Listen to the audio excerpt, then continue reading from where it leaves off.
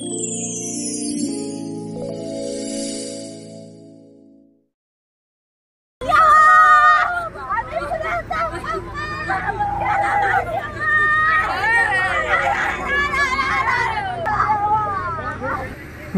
कोंडाईबारी घाटात ट्रकने 100हून अधिक मेंढ्या चिरडले।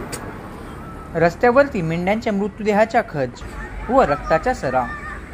विसरवाडी पोलीस घटनास्थळी दाखल, ट्रक घेतली ताब्यात। ट्रक चालकावर मोठी कारवाई करण्याची मागणी। यावेळी मेंढी पालन करणाऱ्यांच्या आरडाओरड।